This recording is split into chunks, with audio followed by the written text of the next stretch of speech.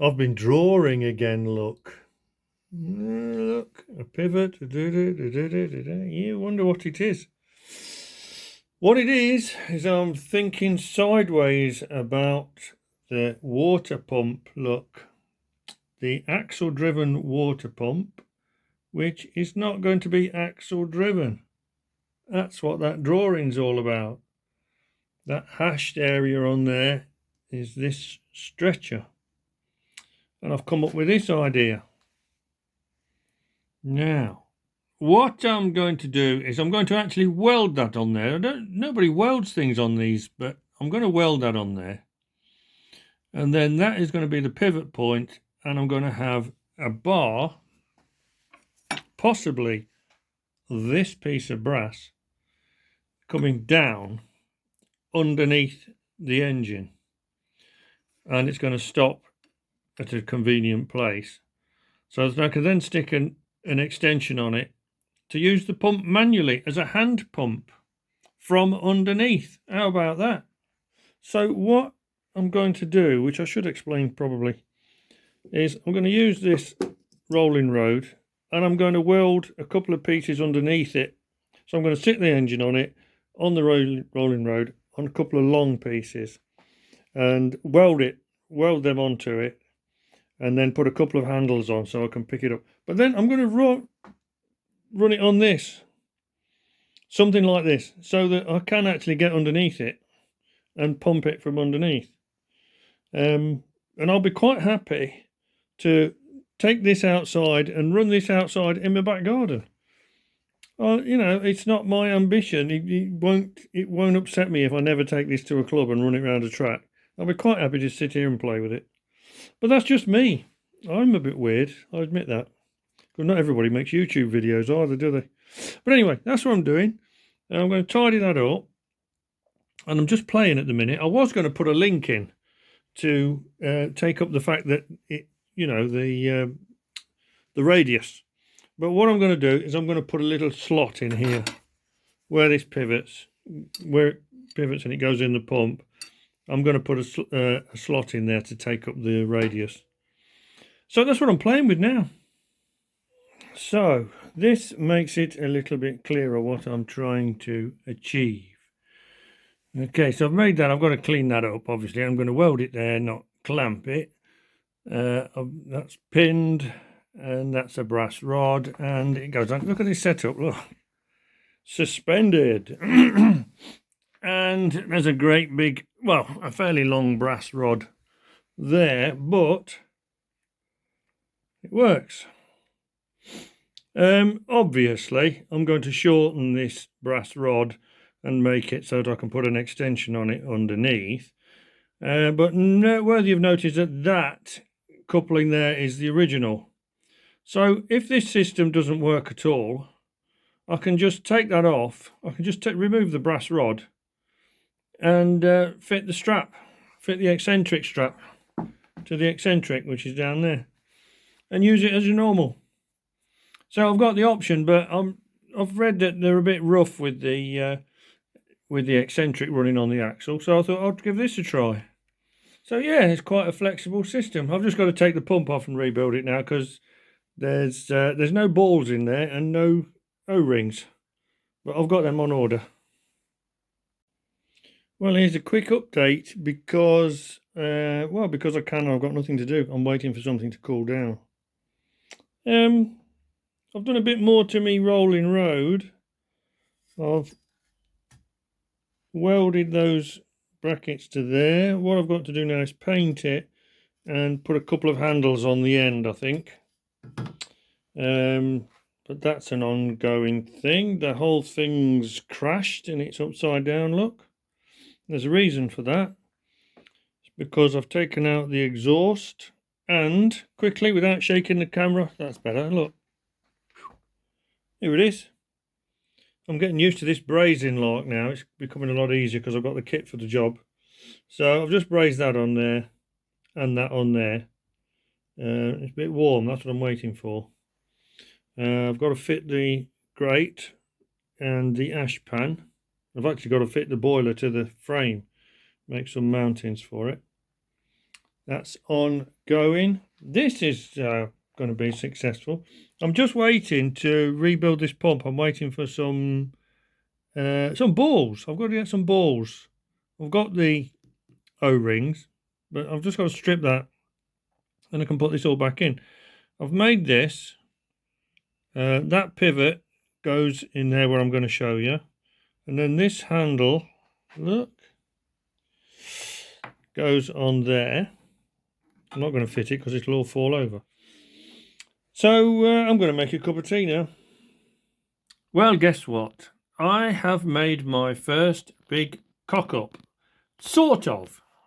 It's not a disaster, darling, but it is a cock-up, not meant to be how I meant it originally, but it'll do.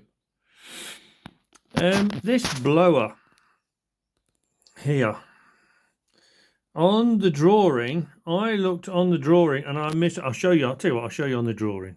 No, I won't, because the drawing is buried. On the drawing, it says at the bottom of this, in the T, it's supposed to be soldered. Silver soldered.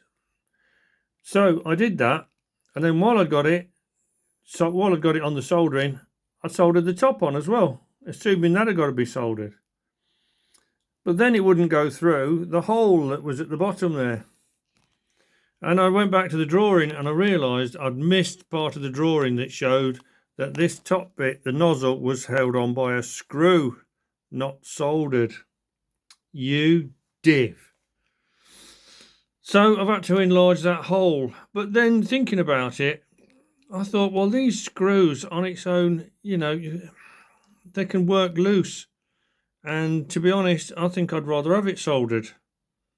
And I'm not just saying that because I did it wrong or did it how it wasn't supposed to be, but I think I prefer this anyway. And I've seen Keith Appleton's video where he does it and he's got a great big hole in the bottom and then he puts a couple of extra plates across the bottom to seal them up. So that's what I'll be doing. So a cock-up, but perhaps not quite a cock-up.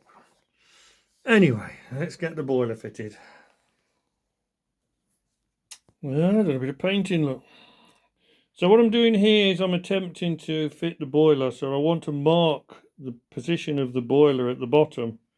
So I've stuck this tape on here. I've cleaned it up and stuck the tape on and there, so that I can get some kind of pencil mark. We'll see how we get on. I don't know if this shows up, but there's a gap down here. I've got these bolts in and that's solid, but there's more of a gap this side than there is on that side. That side's fairly tight, although it loosens up at the back. And I can't get the bolts in easily either, so I don't think that's done very well. So what I'm going to do is I'm going to enlarge these holes a bit and try and sort it that way. Right, a bit more of an update. I am in the process of trying to fit the boiler. So that's what that paper tape's there for, I've said before, so I can mark it. But I made a discovery with the smoke box. Now, it's in the right place now, and the blast pipe is there, look, and everything's lined up, and it lines up down there. Yes, perfect. The only trouble is I've made a discovery. Well, I don't think it's a trouble. This saddle, if I look at the drawing, which I have here a copy of, here's the saddle. And I was looking at the mounting of, and the significant thing is this bit here. Now I thought that might be a separate piece at the start, but I don't think it is. But looking at the way others are mounted, there's a bit there, and it looks like the screws should go in at 90 degrees that way. Look, and the same there, and that's how I've seen them on other locos. But that looks like it should be a casting, etc., etc. Now, the one fitted to this, let's have a look. See, it's not got particularly that flange. It's flush here. It doesn't come up. And anyway, if it did, it would foul that snifter hole now.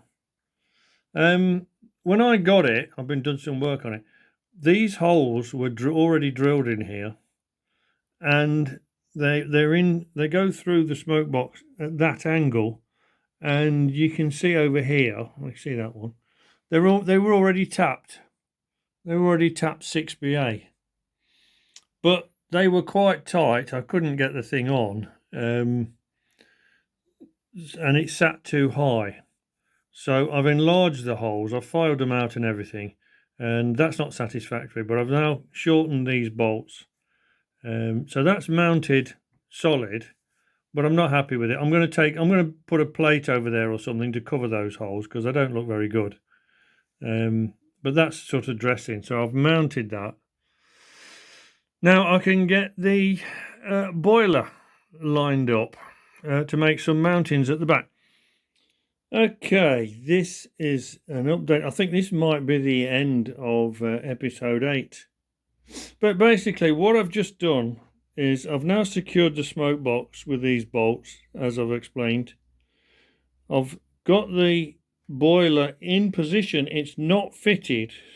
It is in position. It's wedged in position with these bits of wood, look, sticking out, to make it so that, oh, hang on, hurting myself, so it's level.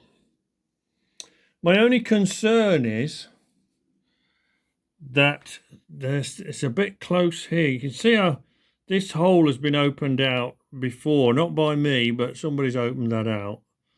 There's about 4 mil between the inner edge of that threaded hole and this rim of the wheel, and it's on its weight now. It's on the rolling road, so it's about where it's going to be.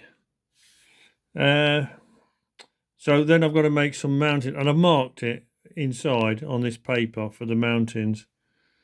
So that's going to be the next job. And the only other thing is that this, I don't know, I'm not sure if this surface here is touching that stretcher. I don't think it is. It's close to it. And the only other thing to report is that I have actually joined, or in the process of joining, the Leicester Model. No, hang on a minute. The Leicester Society of Model Engineers. Get it right, at Abbey Park. I put my application in. It's just got to be approved. So unless anybody has any objections to my character or whatever, I should be in.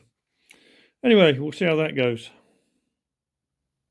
So here we are then. I've done the marking.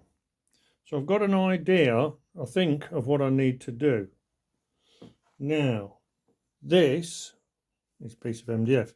That's the flat piece of the boiler right at the back. That's sort of the end. And then that's the slopey bit of the firebox. And this represents, I think, what I need to do to mount it. Not exactly like that. That's a piece of MDF. That would be sensational, wouldn't it? If I used MDF, that would be really something. But anyway, I'm thinking of the support under the flat bit. And it's about 2 inches. So I want to be away from that to start there and go to the end, I think.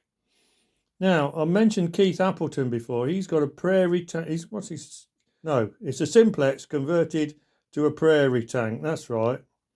I'll get it right once. Anyway, he has put a couple of sloping bars just there. Now that would be easier to do because there's nothing on the outside of the frame. Easier to bolt through. But I'm thinking, if that's on a slope, if it expands, it's going to push the boiler upwards at the back. So one question is, how much does this thing actually expand when it's heated up? I'm not sure. It can't be that much. Fair enough. But I'm thinking anyway, it's going to expand backwards, and if it's supported on the flat, it can slide backwards, and it's not going anywhere, is it? As such. So that's what I'm thinking, is to make a couple of supports to go roughly there. What do you think? Experienced opinions will be most welcome. Thank you. And purely as an aside, I put that on my rotary table and drilled some holes in it because it just looked horrible, plain. I didn't want to make a new one, but I'm quite chuffed with that.